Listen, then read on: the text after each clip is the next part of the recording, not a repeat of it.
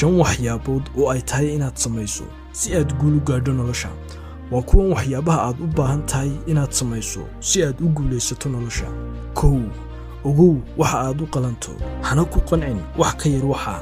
dad badan ayaa guursada qof aanay dhab ahaan u rabin sababtoo ah waxay aaminaan inaanay heli karin kuwa ay dhab ahaan u rabaan.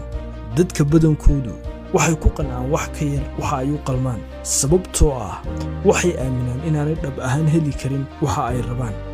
waxa keliya ee kugu dhici doona haddii aad ka tanaasusho waxa aad dhab ahaan u rabtaa waa inaad ku noolaan doonto farxad la'aan. wacad ku mar inaanad ku qanci doonin wax ka yar waxa aad u qalanto, waxaanad noqon doontaa qof guul gaadha nolosha. 2. diid inaad rumaysato dadka ku niyad jabiya. marka aad ogaato qiimahaaga dhabta ah iyo waxa aad u qalanto, inta ugu badan waxaad arki doontaa in qof kastaaba uu ku niyad jabinayo. sababtuna waxay tahay dadku ma jeclaystaan inay arkaan qof qabanaya waxaanay weligood isku dayin inay qabtaan. inta badan ee aad rumaysan tahay naftaadu waxay badin doontaa inay dadku ku niyad jabiyaan oo ay kuu sheegaan inaanad waxba gaadhi karin. dadka ku niyad jabiya badankoodu nolosha waxba kama yaqaanaan. haddii ay wax garanayaanna iyaga ayaa nolosha guul ka gaari lahaa, farxadna ku noolaan lahaa, balse taa cagsigeeda ayay ku nool yihiin.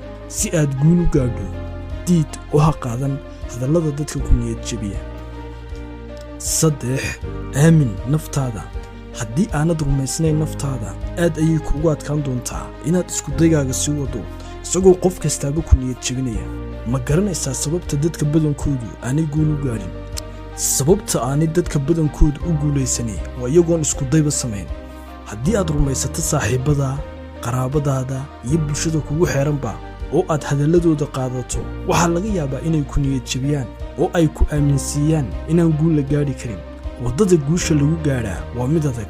waxaa ka buuxa dhaliilo, hadallo lagugu niyad jabin doono iyo wakhtiyo adag. dadka inta ugu badan ee aan aaminsanayn naftoodana waxaa niyad jabiya cadaadisyada iyo hadallada dadka kaga imanaya. haddii aad rabto inaad guul gaadho nolosha, waa inaad aamintaa naftaada. haddii aanad aaminin naftaada, ma jiro qofku aaminaya. 4. geesi noqo. dadka badankoodu maha qaar guul gaadha. taasina waa sababta aanay fikrad fiican u ahayn inay dadkaasi dariiqa ay raacaan aad raacdo. si aad nolosha guul u gaadho, waxaad u baahan tahay inaad samayso waxa aanay samayn dadka aan guulaysanin oo aad ka duwanaato dadka badankooda. markaad samayso waxyaabaha aanay samayn dadka guul darraysta, waxay dadkaasi kuu sheegi doonaan inaad waalan tahay, inaanay fikraddaadu sax ahayn, balse gadaal waxaad ka ogaan doontaa in dadka ku waalan inay hadafyadooda gaadhaan ay yihiin kuwa ku guulaysta xagga dadka kale ay daawadayaal yihiin. 5. sii wad iskudaygaaga iyo barashada. waxaa aad u adag inay guushu kugu dhacdo iskudaygaaga ugu horreeya ama xataa dhowrkaaga iskuday ee ugu horreeya. markaad guul darraysato ha ooyin, balse taa beddelkeeda mar kale dib u kac, iskudaygaagana sii wad. mar kasta oo aad qalad samayso, qaladkaaga wax ka baro, mar kalena iskuday samee. maalin maalmaha ka mid ahna riyadaadu way kuu rumoobi doontaa.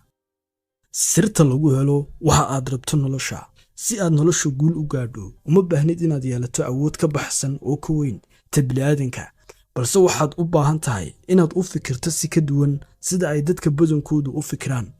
go'aanso inaad dib u kacdo mar kasta oo aad guul darraysato. go'aanso inaad iskudaygaaga sii wado mar kasta oo aad fashilanto. sidoo kale go'aanso inaad naftaada wax sii barto mar kasta oo ay aqooni kaa dhiman tahay. adkaysi yeelo, iskudaygaagana sii wad hataa haddii aad 1000 jeer guul darraysato. ha dhegaysan dadka kugu xeeran ee ku niyad jabiya. haddii uu qofku diido, ka dhig qofka mid mardhow ka shanleeya diidmadii uu ku diiday. isku day inaad hesho dariiqa aad ku guulaysato. haddii aanad heli karin dariiqaad ku guulaysatana, adigu samaysa mid. noloshu waa goob dagaal ee u noolow sida dagaalyahanka oo kale. guushu waxay timaadaa guuldarrada kadib. dabcan waxaa laga yaabaa in dad aad u tiro yari ay iskudaygooda ugu horreeya ku guulaystaan, balse dadka ugu badan ee guulaha nolosha ka gaadhaa waxay guul darraystaan marar badan ka hor inta aanay guul gaadhin.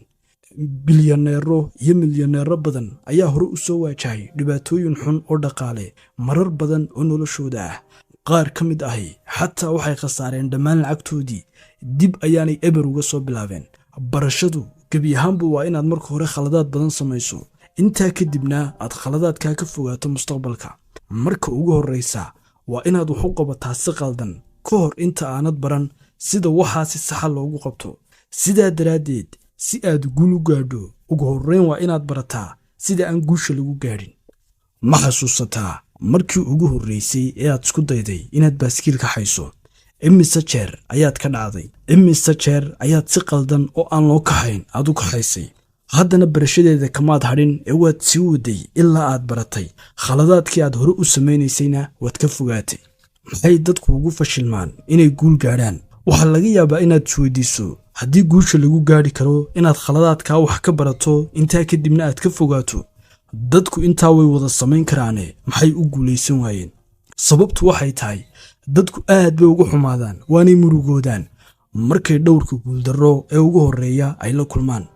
halkii ay ka wadi lahaayeen iskudaygooda ee ay qaladaadkooda wax ka baran lahaayeen, dadkaasi waxay joojiyaan iskudaygooda.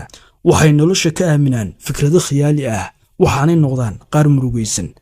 faraqa keliya ee u dhexeeya dadka guulaha gaadha iyo kuwa aan guulaysani waa in kuwa guulaha gaadha ay sii wadaan iskudaygooda, khaladaadkii ay sameeyeenna ay wax ka bartaan, halka kooxda kale ee guul darraysataa ay niyad jabaan, iskudaygoodana joojiyaan. ugu dambayntii, si aad nolosha guul u gaadho, jooji wahsiga iyo caajiska oo wax qabo, ficilna samee. guuldarradana u arag inay tahay wax kuu tilmaamaya inaad guul gaadho, la'aanteedna aanad guul gaadhayn. mar kasta oo aad guul darraysatana qaladaadkii aad iskudaygii hore samaysay ka fogow. marka